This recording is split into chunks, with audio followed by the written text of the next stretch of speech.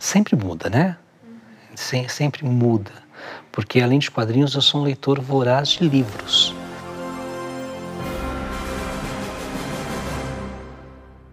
As minhas influências, narrativamente, eu trago muito próxima a linguagem dos quadrinhos, porque eu sempre li quadrinhos a vida toda. Então, a maneira como eu narro uma história, ela tem influência nos quadrinhos. Mas, principalmente, ela tem influência no teatro, na narrativa teatral, no fazer teatral. Então, eu li muita peça de teatro na vida. Então, eu gosto muito de Dias Gomes, eu gosto muito de Ariano Suassuna. Então, as minhas influências, de maneira geral, elas não são apenas os quadrinhos, né? Eu me auto-intitulo, antes de mais nada, um contador de histórias. Então, eu gosto de contar histórias. E contar histórias, as influências são das mais diversas.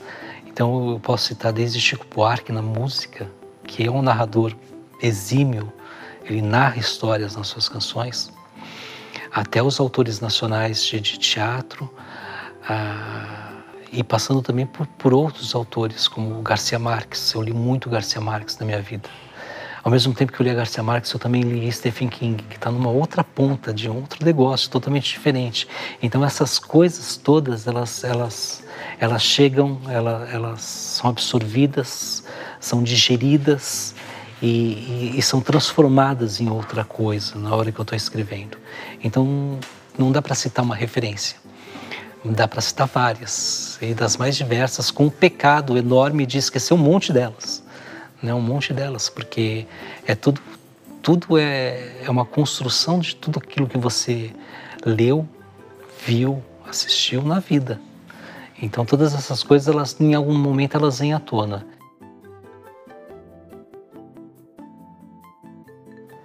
Olha, se for para citar um marco, eu acho, sinceramente, que é uma construção que é tudo, inclusive, né, internacionais, inclusive de outros países, que a gente de alguma maneira faz aquele movimento antropofágico e acaba abrasileirando isso.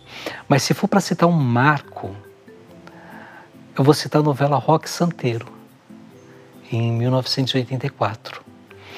Eu, como toda criança daquela época, eu era um noveleiro, né? Porque sentava a família para assistir novela. Eu não sei se esse hábito existe até hoje, né? Nem sei como é que está a teledramaturgia brasileira hoje em dia, faz muito tempo que eu não acompanho. Mas na década de 80 isso era comum. E eu lembro que Roque Santeiro me marcou muito, por toda a brasilidade que aquilo trazia, né? E a gente está falando de Dias Gomes. E era uma história muito brasileira. O professor que virava lobisomem, aquilo me marcou demais, gente. E toda aquela gente, todos aqueles hábitos, todo aquele linguajar, toda aquela multiplicidade de coisas acontecendo naquela novela. Eu a reassisti depois de adulto, né, conseguindo um torrent da vida, a novela completa, e reassisti, fiquei 3 meses assistindo, e é incrível aquilo é incrível, e me marcou muito na infância.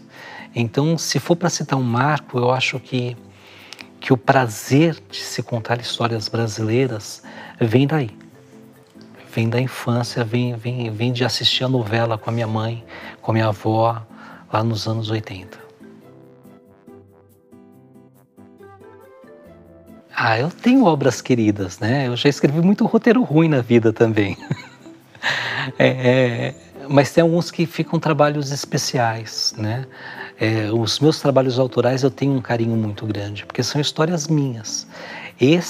O Almantiquira em especial, apesar de não ser autoral totalmente, ele foi baseado num mito indígena. Eu tenho um carinho muito grande, porque a gente criou uma história muito... primeiro, é uma história muito bonita. É a história de uma indígena que ela não queria saber de ninguém. Ela só queria saber do Deus Sol, de Curaci, o Deus Sol dos Tupis.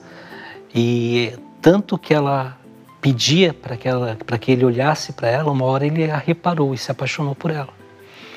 E descia até a terra para ficar conversando com ela. E isso trouxe consequências catastróficas. Imagina o sol parado ao meio-dia, todos os dias, em cima da terra. Então isso foi muito... Teve consequências terríveis. Os rios começaram a secar, a caça sumiu, os peixes sumiram. E o próprio Tupã, na mitologia tupi, é o criador de tudo, o próprio Tupã teve que intervir nesse amor. Então é uma história trágica. E a gente conta isso sob o olhar de uma menina de 4 anos que se perde na Serra da Mantiqueira. É a filha de um madeireiro e ela se perde na Serra da Mantiqueira e é acolhida pela floresta. Então ela é acolhida pela floresta e encontra um espírito indígena que conta para ela essa história. Então é uma história muito, muito delicada, muito sensível. E demorou bastante para a gente achar o tom dessa história, tanto no roteiro quanto na arte. Então eu tenho um carinho especial por ela, porque eu acho que o resultado ficou muito bacana. No caso das adaptações, é necessário ler, né? Não tem como você fazer uma adaptação sem ler. Então são pelo menos 3 leituras. A primeira leitura é uma leitura bastante solta, como leitor, né? Você pega o livro e vai ter contato com aquela obra, então lê normal. A segunda leitura eu já começo a separar as cenas, ver o que vai entrar, o que não vai entrar na adaptação, os pontos chaves da história. E a terceira leitura é técnica, durante a feitura do roteiro, porque daí você tem que consultar a obra. Isso nos trabalhos de adaptação. E ainda assim, nos trabalhos de adaptação, eu sempre coloco uma coisinha mais brasileira ali, mesmo que a história se passe na Grécia, em 1200 anos antes de Cristo. Então, eu sempre procuro buscar algo nosso e colocar ali. Já nos trabalhos autorais, é pesquisa. Como La Dançarina, por exemplo, que você tem um fundo histórico, eu tive que pesquisar bastante esse fundo histórico. Então eu tive que ver o que aconteceu em 1918, a desgraça toda que foi. Eu li sobre aquilo, me interessei sobre o assunto para criar a história em cima daquele fundo histórico. Então existe um trabalho de pesquisa nesse sentido, não é só pesquisa da linguagem utilizada, é também um trabalho de pesquisa histórico. Já possui trabalhos assim, já tenho trabalhos que não precisaram dessa pesquisa histórica, mas, por exemplo, O Cramulhão e o Desencarnado, que é a história de um homem que, quando jovem, ele tem algo muito precioso que ele quer. E ele resolve vender a alma ao diabo em troca disso. Só que isso é tão precioso para ele que no dia seguinte ele acha uma maneira de enganar o diabo. E durante 70 anos ele segue um ritual, e quando ele morre depois, o diabo sai da garrafa para buscar a alma dele, e a alma dele não está lá. Então aí teve uma pesquisa sobre lendas portuguesas, e teve uma pesquisa também porque essa história se passa no interior de São Paulo, na região de Piracicaba. Então teve toda uma pesquisa também sobre o sotaque piracicabano, que é considerado o sotaque do interior paulista, né, que é preservado até hoje, tem até dicionário disso. Então foram meses de pesquisa no tema para poder, eu já tinha a história na cabeça, mas para poder fazer a história do jeito que eu queria, eu tive que pesquisar durante meses, né, em me entender com aquela língua, assistir vídeos de gente falando o sotaque de Piracicaba para poder trazer isso para os quadrinhos. Então essa pesquisa ela é essencial, né? Para fazer o quadrinho tem que ter pesquisa. A história não nasce pronta, não tem como nascer pronta. São vários pedaços de diversas histórias. Eu tenho 40, 50 histórias girando na minha cabeça ao mesmo tempo, sempre. E elas ficam lá. Aí eu pego um pedaço de uma, pego um pedaço de outra, junto aqui, faço aqui, pego um personagem, tiro esse personagem, coloco outro e vou montando a história na minha cabeça no passar dos anos, até uma hora que a história aparece. E aí eu começo o trabalho de pesquisa. A pesquisa, ela também, o desenhista, ele também pesquisa. É que ele, baseado na minha pesquisa inicial, para fazer o roteiro, eu dou uma série de indicações. Por exemplo, se eu resolvo colocar um Fusca, eu cito o modelo do Fusca. para o desenhista. Ele vai pesquisar aquele modelo de Fusca e vai desenhar o Fusca que eu pedi. Então, o trabalho geralmente é conjunto. No meu último trabalho, a Mantiqueira, que foi sobre a adaptação do mito tupi sobre a origem da Serra da Mantiqueira, eu pesquisei e o Jeff, que desenhou, também pesquisou junto comigo, né, paralelo a isso. Então, à medida que eu pesquisava, por exemplo,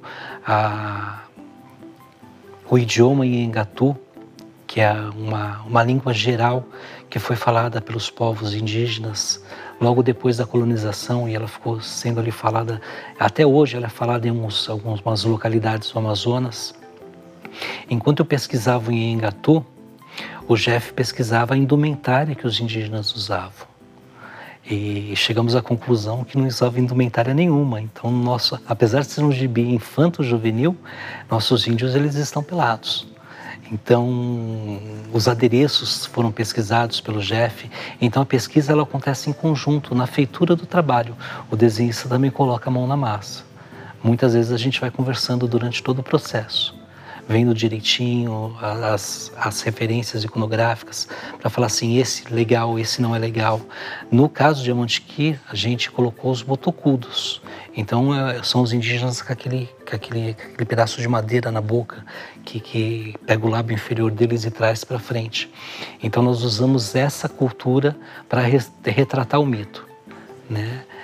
Podia ter sido qualquer outra, mas a gente preferiu essa pela beleza que ela é.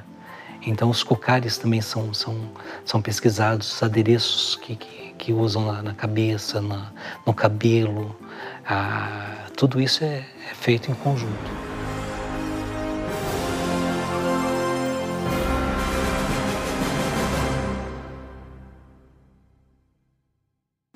Na verdade, quando eu escrevo, eu crio vozes na minha cabeça.